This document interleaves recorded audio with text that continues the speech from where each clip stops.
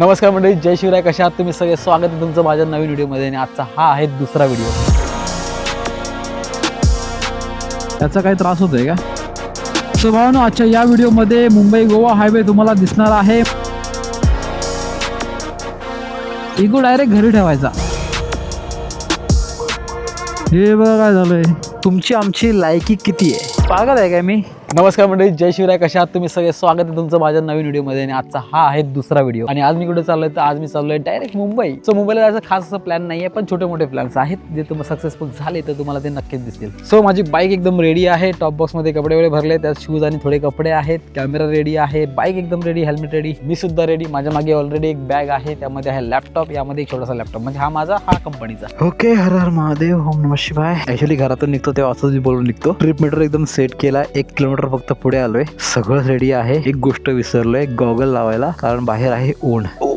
असं उतरावं लागतं. गॉगल लावल्याच्या नंतर ना असं वाटायला आलंय मळवट आली, आणि ऍक्च्युअली थोडे थोडे काळे ढग दिसत आहेत वरती. अँगल व्यवस्थित आहे ना? याचा काही त्रास होतोय का? सो आता मध्ये जास्त कुठे थांबायचं नाहीये. मध्ये कुठलं असं सीन दिसला बघण्यासारखा तर थांबणार आहे. कालच मी टाकी एकदम फुल गेली आहे, त्यामुळे पेट्रोलचं काही टेन्शन नाहीये. आता फक्त थांबायचंय ते मध्ये कुठेतरी सीन चांगला दिसला तर बघण्यासाठी, नाहीतर 150 किलोमीटर नंतर. मला वाटतं ना पुढे जरा असं थांबावं लागणार आहे, कारण मला ना एक स्टेटस लावायचं आहे, वे टू मुंबई.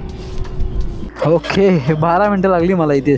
तर भाई, मी जेव्हा आता राईड करतोय ना, तर राईड करताना माझे काही नियम मी स्वतः फॉलो करतो. पहिला नियम, इगो डायरेक्ट घरी ठेवायचा, किंवा डायरेक्ट इगो पायाखाली ठेवायचा. इगो काढायचा नाही, रस्त्यावर इगो चालत नाही, त्यामुळे इगो गायब. दुसरी गोष्ट, चूक कोणाची असो, जोपर्यंत आपल्याला काही हानी पोहोचत नाहीये, काही होत नाही, तोपर्यंत दुसऱ्याला समजवायला सांगायला जायचं नाही. म्हणजे व्हायचं काय ना, पहिलं की समजा समोरच्याने चुकी केली, मला नाही पण स्वतः चुकी काहीतरी केली, मी त्याला समजवायचं, म्हणजे सांगायचं वगैरे. ती सगळ्यात मोठी चूक असते. त्यामुळे कोणाला काही सांगायची गरज नाहीये. ज्याचा कर्माचा तो.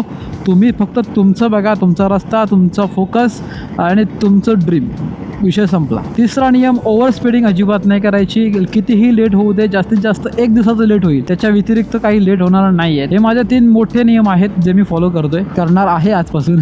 ॲक्च्युली हे सगळे नियम मला पहिल्यापासूनच फॉलो करायला पाहिजे होते, पण ठीक आहे, माणूस चुकांमधूनच शिकतो. हा माझ्या मागे जो प्लॅटिनावाला आहे ना भाऊ, तो विनाकारण स्पीड वाढवते, मला बघून स्पीड वाढवते. त्यामुळे मी एक काम करतो, थोडासा स्पीड कमी करतो, त्याला जाऊ दे, कारण त्याच्या मागे एक छोटीशी मुलगी आहे, त्याच्याकडे हेल्मेट वगैरे काहीच नाही आहे, विनाकारण पळवतोय. सो भावांनो, आजच्या या व्हिडिओमध्ये मुंबई गोवा हायवे तुम्हाला दिसणार आहे. माझा एक्सपिरियन्स तुम्हाला दिसणार आहे, म्हणजे मी काय बघतो, कसं काय करतोय ते. तर भावांनो, एक रिक्वेस्ट आहे, बरेच महिने, बरेच वर्ष झाली मी प्रयत्न करतोय.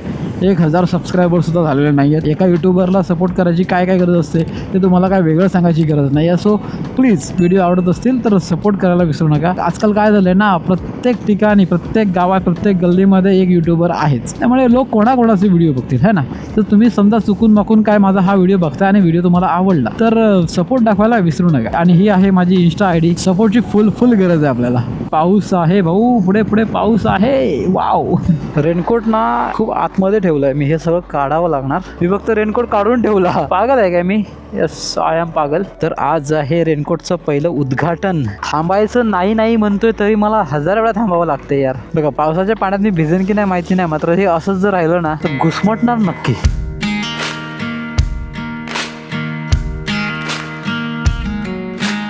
इथे पाऊस कंटिन्यू पडतोय, कारण रस्त्याच्या साईडला जे पाणी वाहतंय ना, त्यावरून अंदाज येतोय आपल्याला. आज विस्ट्रोम दिसतात. ही बापरे, ड्रीम गाडी गेली माझी, ड्रीम गाडी. विस्ट्रोम सोबत ड्रीम बाईक. वाव. थांबा काकी, थांबा काकी, थांबा, घाई करू नका. तर भावानो, वेळ झाली आहे 12:42 आणि मी कुठे आलोय तर मी आलोय लांजामध्ये. मला असं वाटलेलं लांजाचं हे ब्रिजचं जे काम आहे ना ते झालं असेल, पण अजूनही लांजातला रस्ता असाच आहे. वरचं ब्रिजचं काम थोडंसं झालंय, पण काय फायदा नाही बाई.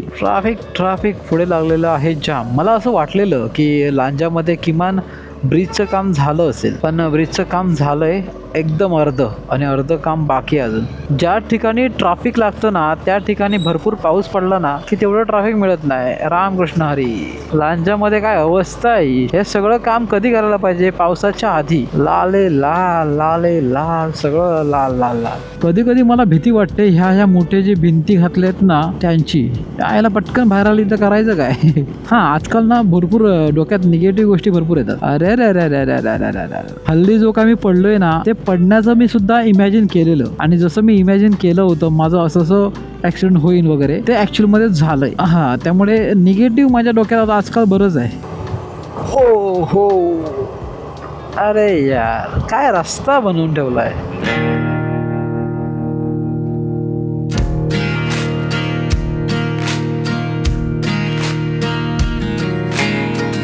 हे बघा, हे किती खतरनाक आहे बघा. या डंपरमधून ना ती वाळू आहे ना, वाळू काय खडी आहे बारीक, ती पडते आणि सगळी जी पडते ना ती लागते अक्षरशः. एवढी बेकार लागते ना पायाला आणि तरी तो चाललाय,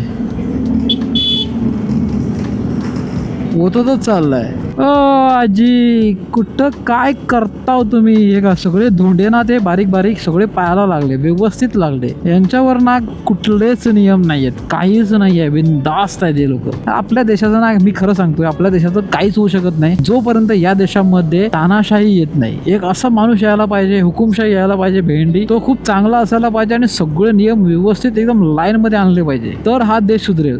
लोकशाही आहे तोपर्यंत हा देश सुधारणार नाही, असं माझं ठाम मत आहे. आईच्या गावात यार कसलं गरम झालंय आतमध्ये. आय हाय हाय होय होय होय होय होय. खूप बरं वाटलं, हवा लागली ना आता, खूप बरं वाटलं. आई शपथ कसली माती घसरली आहे बघा. वरती घरं आहेत भाऊ. ओ हो, हे बघा काय झालंय.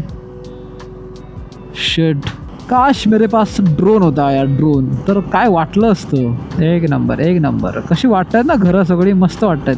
काही दिवसानंतर इथे तरवा वगैरे लावून शेती वगैरे उगली ना, अशी मोठी झाली ना, की हा सीन अजून भारी वाटणार. एक काम करतो, इथे काहीतरी खातो वडापाव वगैरे. तर आता मी ज्या हॉटेलमध्ये थांबलेलो तिथे मला चहा प्यायची होती. समजा वडापाव समोसे असं काय असेल तर खायचं होतं, पण वडापाव होते पण ते खूप थंड झालेले आणि बाकी इतर बऱ्याच गोष्टी होत्या पण त्या मला नको होत्या, म्हणून मी चहा घेतली. 20 रुपयाची चहा, एवढी मोठी कप. तो चहा बघून बरं वाटलेलं, पण खरं सांगू 20 रुपयाच्या मनाने हे जे झाड बघताय ना, या झाडाखाली मी एकदा झोपलोय 15 ते 20 मिनिटं. पण 20 रुपयाच्या मनाने चहाला काहीही चव नाहीये, काहीच नाही. असं वाटत होतं ना मी चहा नाही तर गरम दूध पितोय, तेही पाणी टाकलेलं.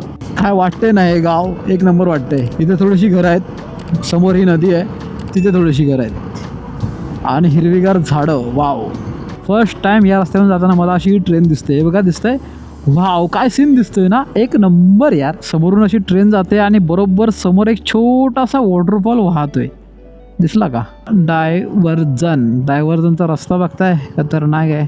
तर भावांनो, गुड न्यूज ही आहे, संगमेश्वरमध्ये आल्याच्या नंतर ट्रॅफिक मिळणार नाही. पहिलं काय व्हायचं ना, इथून खाली जायचं, मग त्या सगळ्या टंपून ट्रॅफिकमधून अर्धा पाऊण तास तिथे जाऊन बाहेर पडायचं. एवढ्याशा पट्ट्यामध्ये अर्धा पाऊण तास जायचा. आता टेन्शन नाही आहे, मस्त असा हा ब्रिज बनवून ठेवलाय. अजून ब्रिज पूर्णपणे बनलेला नाही आहे, पण ठीक आहे, गाड्या जात आहेत. इथे कसलं ट्रॅफिक लागायचं माहिती आहे, एकदम बेकार. एक छोटासा पॅच आहे अगदी 2 मिनिटाचा, त्या 2 मिनिटाच्या पॅचसाठी अर्धा ते पाऊण तास जायचा. मात्र आता हे ब्रिज केल्यापासून अगदी 1 मिनिटातच संगमेश्वर क्रॉस. ही ट्रेन माझा पाठलाग करते किंवा माझ्याशी ही कॉम्पिटिशन करते. कसली जाते बघा, गट गट गट गट गट गट. काय सीन आहे यार. फक्त काही सगळे डबे आहेत ना, हे भंगार डबे आहेत, म्हणजे काही मालवाहक गाडी आहे. जर समजा वंदे भारत वगैरे असती ना तर खूप भारी वाटली असती. It's okay. या राईडला ना खरंच खूप मला मजा येते, कारण रस्ताही चांगला मिळतोय आणि वातावरण थोडंसं असं पावसाचं आहे.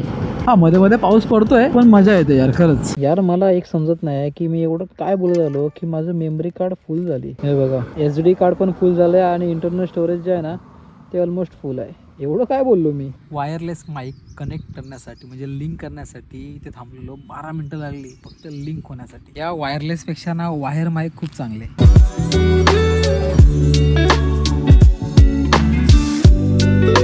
तर आता मी आलोय चिपळूणमध्ये आणि आतापर्यंत मी चाललोय 203 किलोमीटर. एवढ्या शिव्या येतात ना तोंडात, एवढ्या शिव्या, म्हणजे शिव्या घालून पण फायदा नाही ना, नाहीतर भरपूर शिव्या घातल्या असत्या. काय झालंय माहितीये का, 203 किलोमीटर गाडी चालली आणि आतापर्यंत पेट्रोल संपले 6 लिटर. काय बोलायचो. तिकडे पेट्रोलच्या गाड्या बंद करतायत, तिकडे E20 जबरदस्तीने देत आहेत. आम्हाला नको आहे, आमची गाडी त्याला कम्फर्टेबल नाही आहे, तरी सुद्धा आम्हाला जबरदस्ती E20 E30चं पेट्रोल टाकावं लागतंय. ते आपल्यावर जबरदस्ती करतायत हे लोक. हे म्हणतायत ना, आपला देश म्हणतो ना आपण की लोकशाही आहे. अरे कसली घंटाची लोकशाही भेंडी. फक्त मतदान करताना लोकशाही असते, त्याच्या व्यतिरिक्त लोकशाही मरते, अक्षरशः मरते. मला असं वाटतं ना चिपळूणमध्ये पाऊस खूप कमी पडलाय, कारण इकडे राईट साईडला जो चिपळूणचा वॉटरफॉल आहे ना, त्या वॉटरफॉलला एक थेंब सुद्धा पाणी नाहीये. एकदम कोरडा पडलाय तो बघा, एकदम कोरडा. खरंच यार डोकं आउट झालंय बाई, डोकं. मला ना राग येतोय, राग. पण काय करणार ना, आपली अवकात काय आहे. सो हा आहे परशुराम घाट आणि आपल्या लेफ्ट साईडला आहे चिपळूण शहर. कसं भारी वाटते ना. तर भाई भोसले घाट सुरू झालेला आहे आणि लेफ्ट साईडला सरळ बघा नदी कशी वाटते ना, एकदम सुंदर नदी वाटते. तर आता मी आलोय लोटे इथे. हा सगळा MIDC एरिया आहे आणि इथे आल्याच्या नंतर जो काय वास येतो ना, माझं नाक चोंदलंय. म्हणजे मला सर्दी झाली, नाक चोंदलंय, पूर्ण जाम झालंय. मध्ये मला कुठलाच वास येत नव्हता, मात्र इथे आल्याच्या नंतर जो काय उग्र वास येतोय ना, एवढा खतरनाक, एवढा घाण वास येतोय ना, की इथली लोक कसं काय इथे राहतायत मला समजत नाहीये. हा पोटाचा प्रश्न आहे, म्हणून मला वाटतं ही इथली लोक इथे काम करतायत, नाहीतर कुठलाच मनुष्य इथे काम नाही करू शकत. ओके, तर वेळ झाली आहे 4:39 आणि मी कुठे आहे? मी आहे कशेळीमध्ये आणि आता मी एंटर करतोय कशेळीच्या टनलमध्ये. कशेळी बोगद्यामध्ये स्वागत आहे.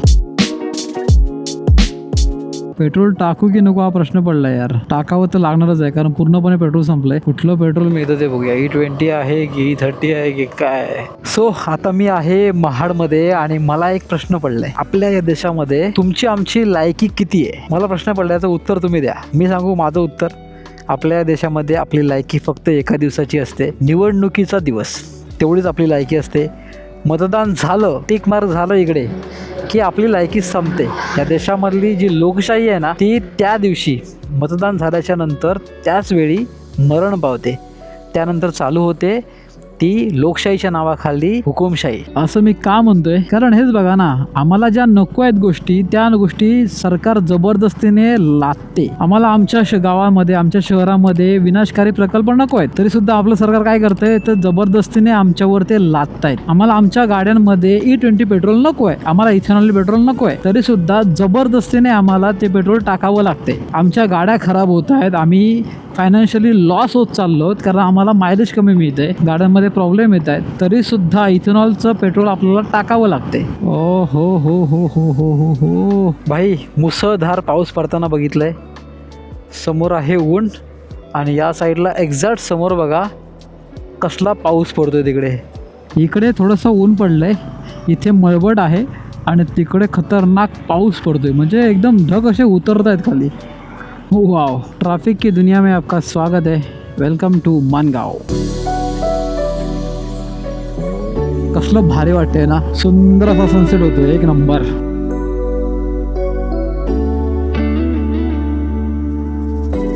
बोलो जी, मला पाहिजे पाणी. जी पाणी आहे का? ही गाडी ना थोडीशी मोठी आहे, थोडीशी म्हणजे माझ्या हिशोबाने, माझ्या उंचीप्रमाणे ही मला खूपच मोठी आहे गाडी. मला खूप स्ट्रगल आहे बाई या गाडीवर.